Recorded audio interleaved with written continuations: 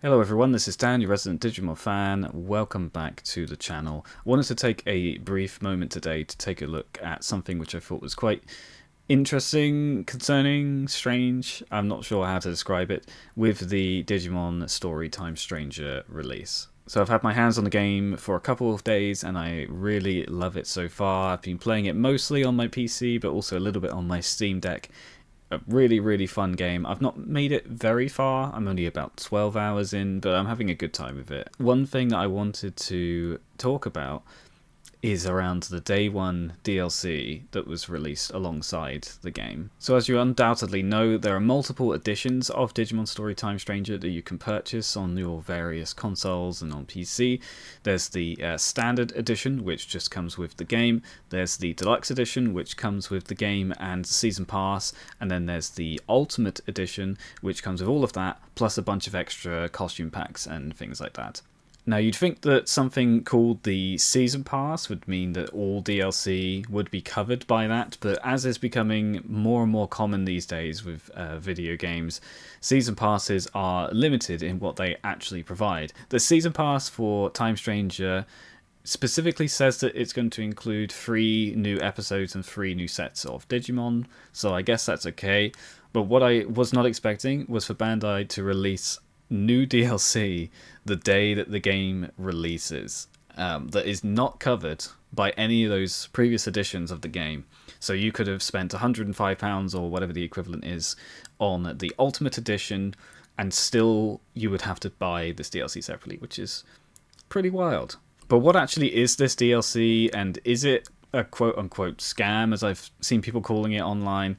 Well, it's a tricky one. Let's take a look. So here we are on the Steam page for Digimon Story Time Stranger, and you can see down here you've got the different versions of the game. Standard for $54.99, Deluxe for $84.99, and the Ultimates for $104.99. Obviously the prices will vary depending on your territory. These are the Steam prices for the UK. Underneath that you can see there are 10 items of DLC already available for this game. Now most of this is covered by what's in these various editions, but they added 2 new DLC items into the game on launch. So if we scroll down to the top sellers, these 2 at the top.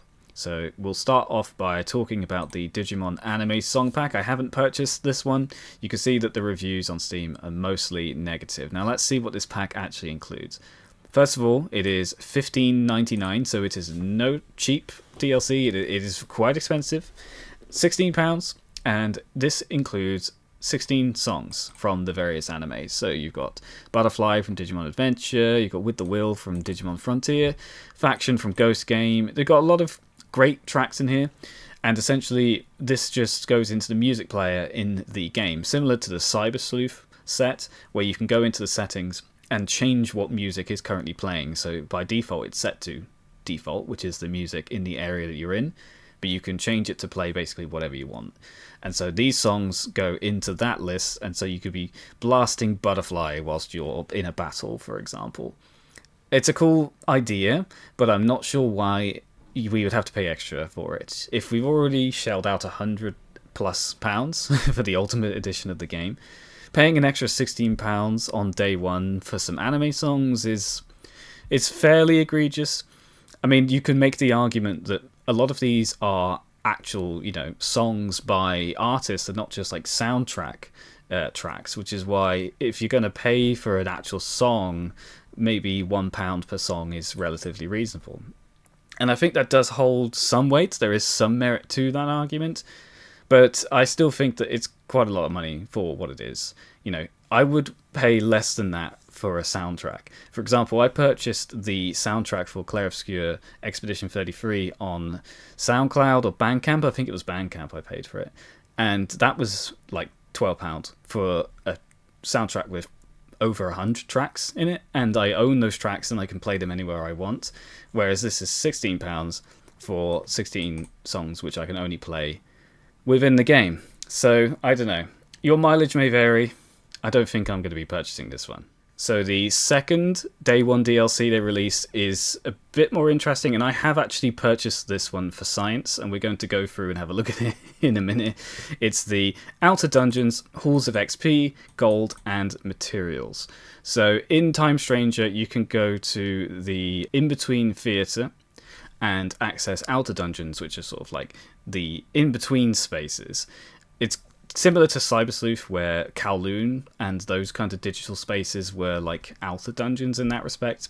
But anyway, this gives you access to 3 extra dungeons. So £7, $6.99.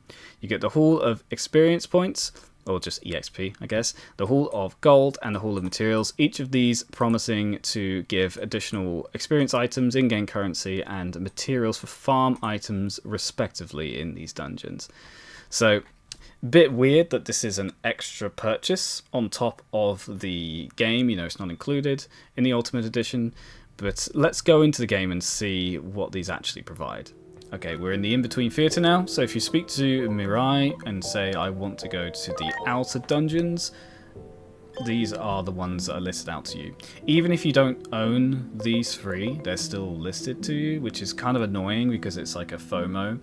If you didn't know they were there, they wouldn't bother you, but the fact that the game points out that there are things you haven't purchased every time you go to the Outer Dungeons, it's pretty bad in my opinion. But you've got the Halls of EXP, Gold, and Materials. If we go into the Hall of EXP, you can see this is all the area looks like. If we bring the map up, you've just got this kind of like cross shape where there's 3 different areas of Digimon. The left side are the weak ones. The ones at the top are sort of like the mid-level, so at champion level you can pretty much take them on. And then the top level is for ultimates and megas. If we defeat one of the guys down here, these Choromon for example, That one. you can see that the reward is a courage point 2 item, so you don't actually get experience points, and you also don't get any scan data towards that Digimon. So if we go to the enhancements, a courage point 2 gives you 10,000 experience, which isn't a huge amount. I mean, if we look at my Virus Greymon, for example, 2,600 is how much experience you need to get from level 11 to level 12. So 10,000 is only going to really gain me a couple of levels. If I put it on him, yeah, we made it to level 14, so not too bad. So you, rather than getting experience points directly, you get items which you then give to the Digimon to level them up. I think items is a better way of doing it, because otherwise you're going to be giving all of your Digimon too much experience and you're going to completely break the game. But I think for an end game, or perhaps for a second playthrough, something like that, then this could help cut down on some of the grinding. I imagine that the higher level Digimon give you way more experience items that you can use. But that's kind of what you're dealing with here, not a particularly complicated dungeon. Okay, so now let's go to the Hall of Gold. So in here, the layout you can see is exactly the same. It looks the same. You've got Vaidemon and the Catch Mummymons. Everything is the same. The only thing that's different are the Digimon. So you can see you've got like a Prince Mummymon, Superstarmon, then you've got the Gardramons down here. If we defeat one of these Gardramons, you can see that we gain 20,000 yen as our reward. Simple as that. You just get gold. The amount you get depends on the Digimon that you fight. 20,000 yen is nothing to turn your nose off at. You can buy a lot of stuff with that. You can buy costumes and items and cards and all sorts.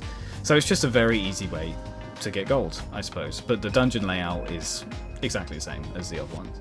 Okay, and now the Hall of Materials, would you have guessed, it's the exact same as the other ones.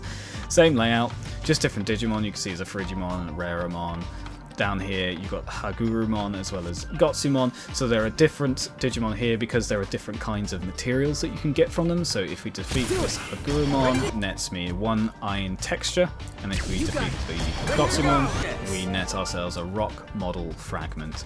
So different items that can be used on farm items. To be fair, I haven't messed around with the farm too much, so I'm not entirely sure what they do. But presumably they're going to come in handy later on in the game for me.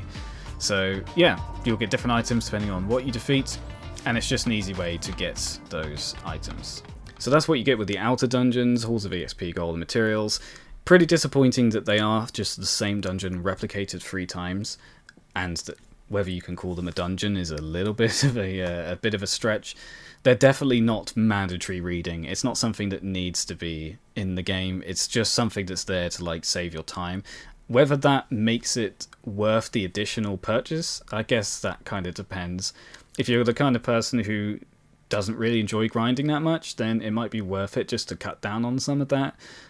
But to be honest, buying or having to buy something like this when you've already spent £105 on the game is a bit of a questionable decision from Bandai, if you ask me.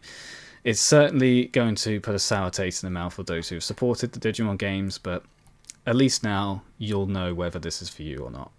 So that's it from me. Thanks for watching, everyone. Hopefully you found that useful, and hopefully you're enjoying Time Stranger. Still plenty of time for me to sink into it, so yeah, really looking forward to getting back to it. Take care. I'll catch you on the next one.